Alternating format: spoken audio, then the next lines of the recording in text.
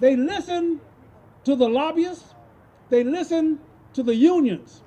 They listen to their donors, but they have not listened to you.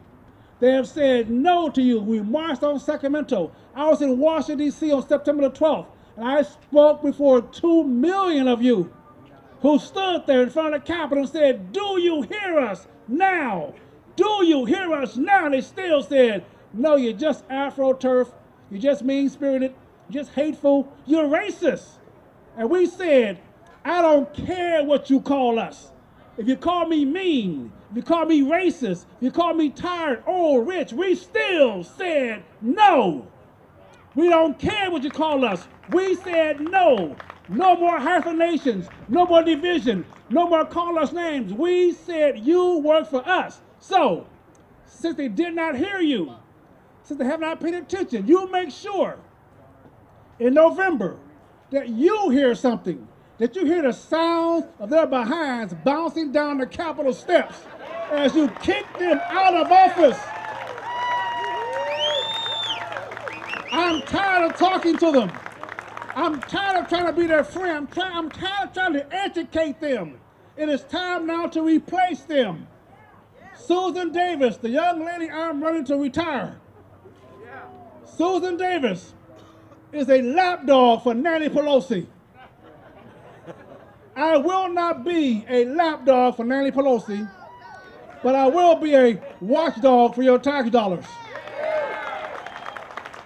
So folks, I stand here today to give you a choice, For 20 years, I have written and spoken and fought for the issues of individual personal freedom. For 20 years, in 1992, I was on the forefront for Prop 174, tell you how old I am.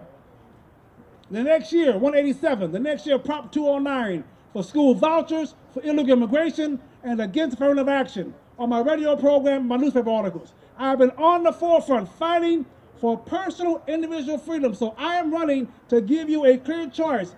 If you've had enough of trying to guess what these politicians are going to do, or they're just lying to you, or they're telling you what you think, what you don't think, or they're trying to get your votes just by lying. If you are tired of trying to figure it out, you send in Mason Weaver, you leave with the Weaver, and we'll go to Washington together, and we'll start cleaning this mess up.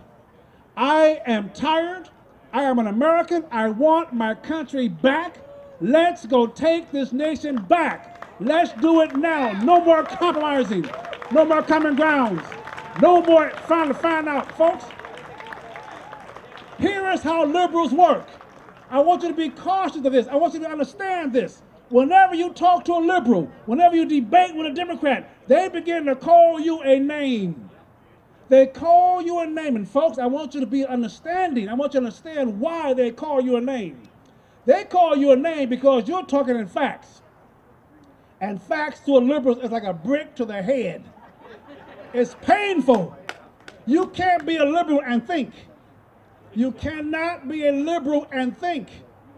Anybody from the press, I'll say it slower for you.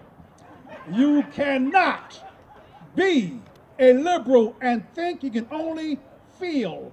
So they got to get you to stop discussing the facts and begin to feel.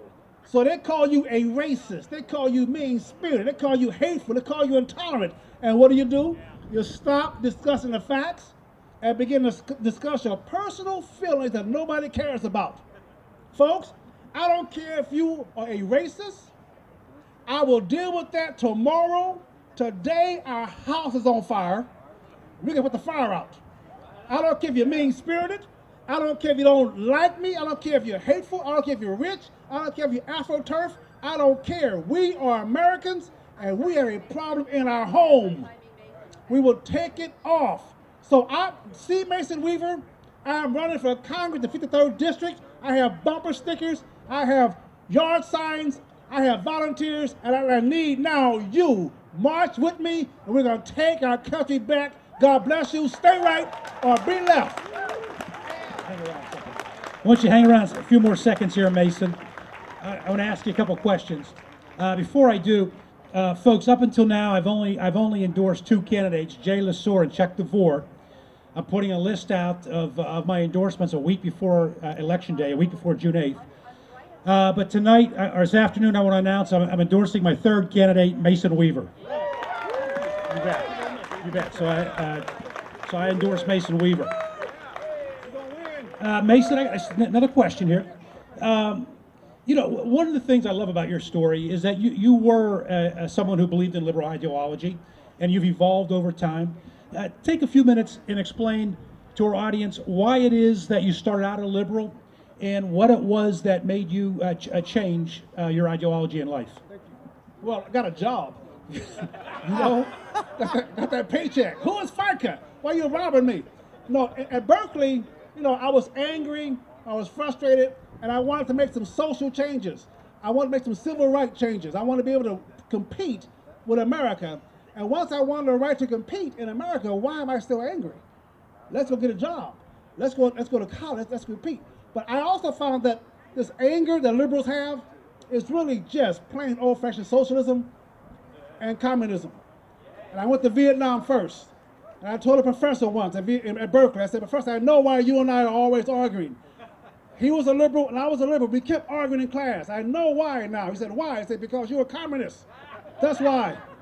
And he said, you won't know a communist unless he falls on you. I said, no. I went to Vietnam. I learned to recognize communists in Vietnam. The difference, though, between the communists in Vietnam and the communists at Berkeley is that in Vietnam, we got to shoot them.